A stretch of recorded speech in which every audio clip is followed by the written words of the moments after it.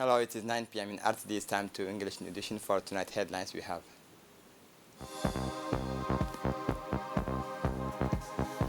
The head of state welcomes 3 new ambassadors.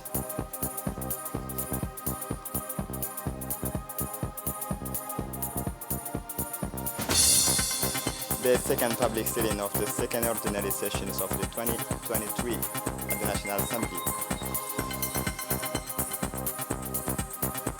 For the international scene, a number of children and women killed in Gaza exceeded the death toll in Ukraine.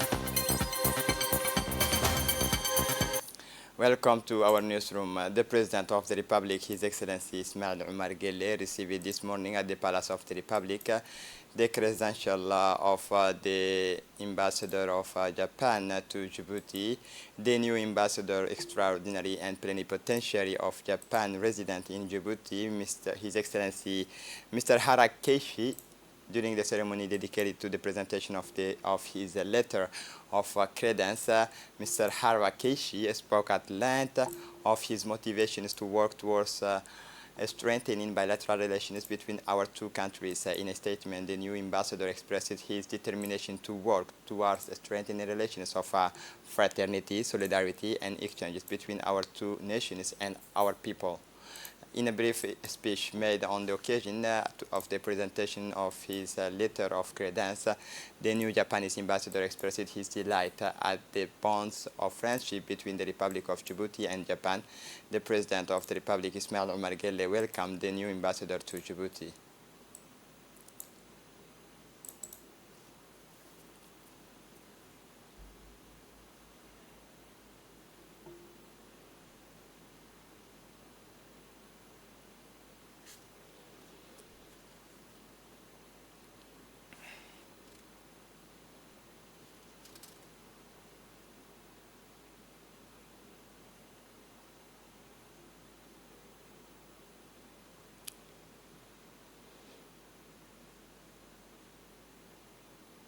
The President of the Republic, His Excellency Ismail Omar Guelleh, then received the credential of the new Ambassador Extraordinary and Plenipotentiary of the Republic of Rwanda to Djibouti, Mr. Karamba Charles. In a brief address to the new ambassador, also expressed his determination to work towards further strengthening relations and cooperation between the two countries. He added that the Republic of Djibouti Honor to present to you the letters of credence accrediting me Ambassador Extraordinary and Plenipotentiary to Your Excellence from the Republic of Rwanda.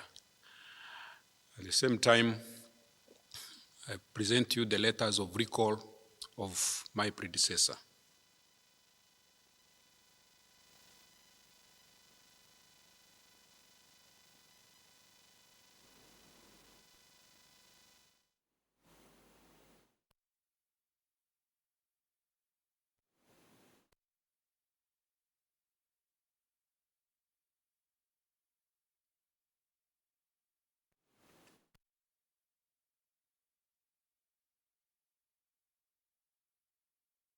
Finally, the new Ambassador Extraordinary and Plenipotentiary of Canada, Joshua Tabah, presented his letter of credence to the President of the Republic. In a brief address, the new ambassador expressed his satisfaction and determination to enhance the relations between Canada and the Republic of Djibouti. He praised Djibouti's role in promoting stability and peace in the region and reaffirmed his determination to work tirelessly to further consolidate the exemplary relations between our two countries. For his part, the President of the Republic, Ismail Omar Guelleh, welcomed the new ambassadors and assured each of them of the availability of the good government and people of Djibouti for the accomplishment of their missions. The President's diplomatic advisor, Madam Fathia Jamauddin, was also present at this meeting.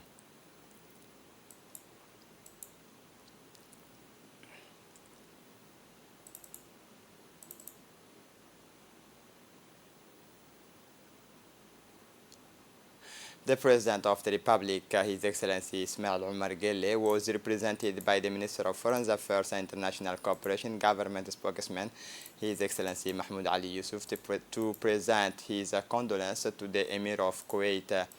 His Highness Michal Al-Ahmed Al-Jabir Al-Sabah, following the death of the late Emir Nawaf Al-Ahmed Al-Jabir Al-Sabah.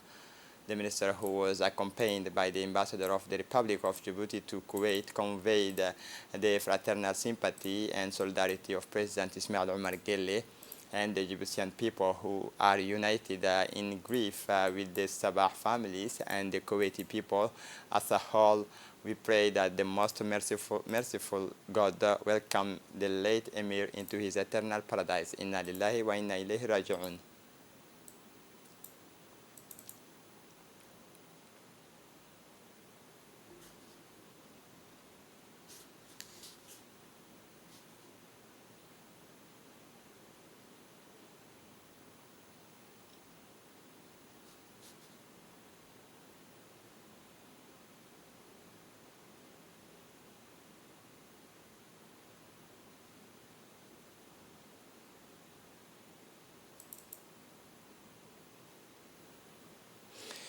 The National Assembly, in accordance with the Article 22 of its rules of procedure, held the second public session of the second ordinary sessions of 2023 on Monday, December 18, 2023.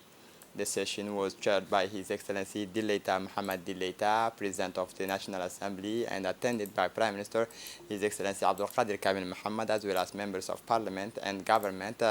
The agenda of the meeting included the following items: Bill number 21E and 2023-9L, establishing the new general status of the civil servants, draft law number 23E and 23-9L, approving the financial account of the Urban Rehabilitation and Social Housing Agency, ARULOS, for the 2022 financial year. Bill number 24E and 23-9L, approving the financial account for the 2022 financial year of the Diwan Az-Zakat. Bill number 25E and 23-9L, adopting the financial account of the National Agency for Disabled People for the year 2022. The Bill number 31E and 23-9L, approving the financial account of the International Society of Djibouti Hydrocarbon for the 2022 financial year.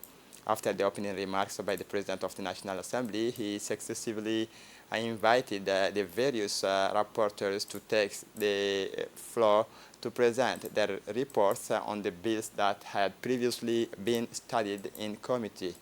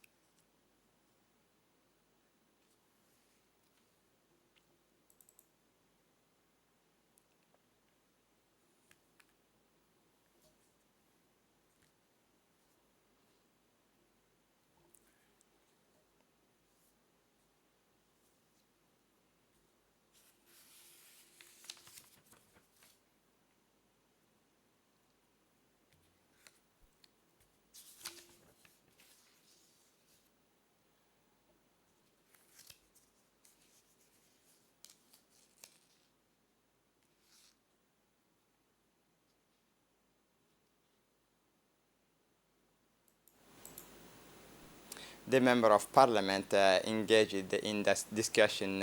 Among the highlights were the new general studies of the civil servant, the examinations of the public account of several public establishments, notably the Urban Rehabilitation Social Housing, the National Disabled Persons Agency, the Diwan Waqf Property, and the International Society. Responding to the questions from the Member of Parliament, the Ministers of Labour, Omar Abdi Saeed, provided clarification and answers to the various concerns.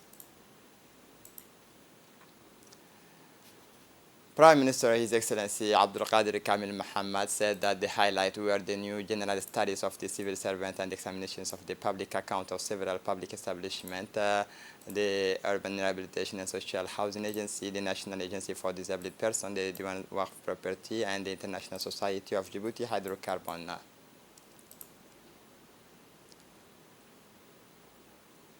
And to close this edition, the President of the National Assembly, Dileita Mohamed Dileita, expressed on behalf of the National Assembly his warmest congratulations to the Honorable Abdou Sikiye on his election as a second Vice President of the African Parliamentarian Union. This election not only illustrates the commitment of the Honorable Sikiye, but also marks a major milestone for our Parliament.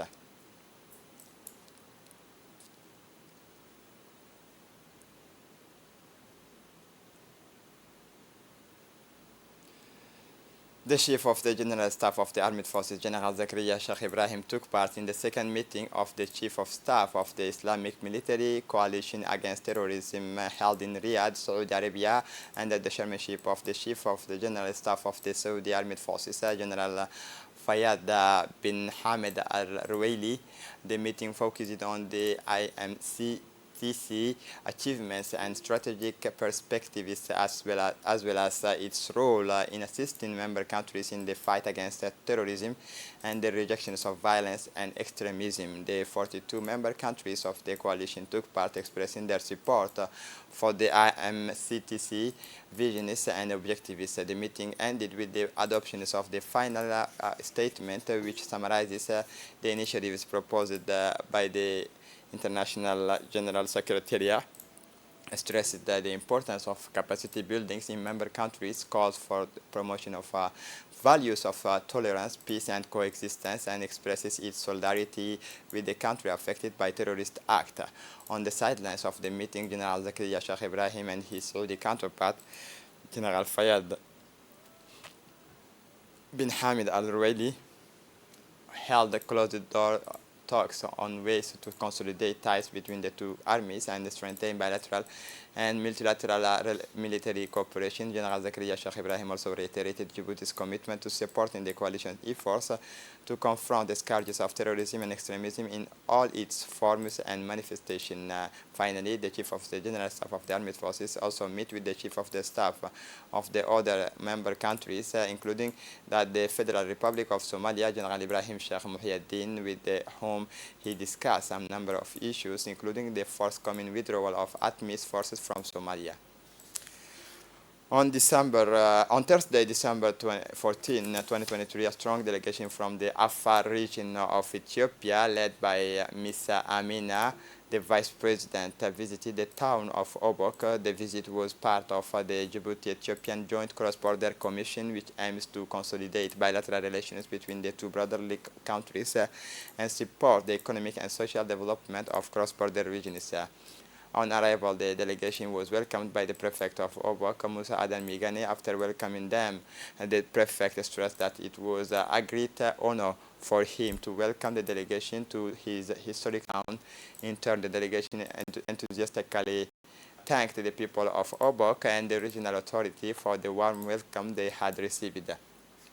The two sides also discussed at length the bonds of friendship between the two countries. The delegation then headed for the Operational Council, where they were received by the Vice President of the Regional Council, a member of the civil society. The following day, in the afternoon of Friday, December 15, a football match between FC Obok and FC Samara was organized in honor of the guests. The event was attended by the Deputy Prefect, Muhammad Awad Muhammad, the Vice President of the Regional Council, Ahmed Ali Sheikh, and the Secretary General of the Secretary of Sport of State for Sport, Madam Khadija Ibrahim Idris, not forgetting the Vice President of the Afar region of Ethiopia, Madam Amina, and her delegation. The match took place in front of a large and enthusiastic audience. Finally, before leaving the historic town, the delegation's visit was marked by the planting of the tree seedling by the authorities of the Obok region and the delegation from the Afar region of Ethiopia,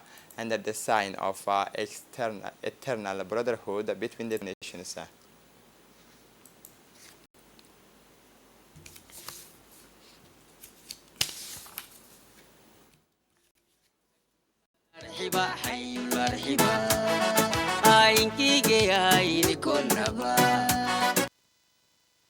The Vice President of the Regional Council of Obok, Ahmed Ali Sheikh, said that the visit was part of the Djibouti-Ethiopian joint cross-border commissions, which aims to consolidate bilateral relations between the two brotherly countries and support the economic and social development of cross-border regions.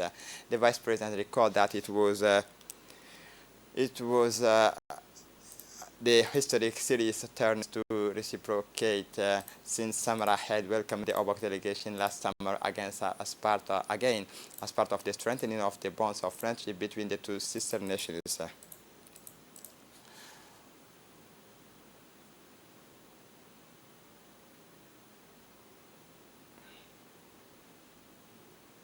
For her part, the Secretary General of the State Secretariat for Sport, Khadija Ibrahim Idris, has indicated the aims to consolidate bilateral relations between the two brotherly countries and support the economic and social development of cross-border regions. As part of the fight against smuggling, the Ali Sabih Customs Brigade, in collaboration with the Ali Sabih Police Detachment, intercepted a large quantity of smuggled cat near the Galilee border sector. During this operation, 4,300 kilograms cat were intercepted, which the smugglers had intended to transport to the capital in accordance with the standards procedure. This quantity was handed over the Customs Brigade and destroyed on the spot of the presence, in the presence of the head of the Ali Sabih Customs Brigade, Mr. Muhammad Mumin Hassan. For the international scene, the Suez Canal Authority said on Sunday that 55 ships had been diverted to the Cape of Good Hope since November 19 following attacks on vessels in the Red Sea. Osama Rabi, president of the SCA, said that 2,128 vessels had crossed the seaway during the same period. We are closely monitoring the impact of the current tensions in the Red Sea and studying their impact on shipping via canal, said Rabi. Three major cargo companies, including MSC, the world's largest container shipping company, said on Saturday that they would avoid the Suez canals because of Houthi attack on ships bound for Israel in Yemen. The Iranian-backed Houthi have considerably stepped up their involvement in the ongoing conflict in the Gaza Strip, targeting ships in the southern Red Sea and warning that they will attack all ships bound for Israel. Israel shipping company ZIM declared last month that its ships would not sail through the Suez Canal in Egypt, citing the security situation in the Arabian and Red Seas. The Commissioner General of the United Nations Relief and Work Agencies for Palestine Refugees, Philippe Lazzarini, said on Sunday that the number of children and women killed in the Gaza Strip in 40 days exceeded the death toll among civilians in Ukraine. Lazzarini described the situation in Gaza as unprecedented and shocking. He stressed that the number of civilians and UN employees killed in Gaza is unprecedented. The UN officials also said that the number of children and women killed in Gaza in the space of 40 days exceeds the number of civilians killed during the war in Ukraine, which broke out some 22 months ago. On Friday, Gaza's Ministry of Health revealed that 8,000 children and 6,200 women had been killed since October 7, pointing out that 60% of infrastructure has been destroyed and 90% of Gaza's population has been displaced. Earlier, UNRWA announced that the number of its employees killed in the Gaza Strip had risen to 135 since October 7.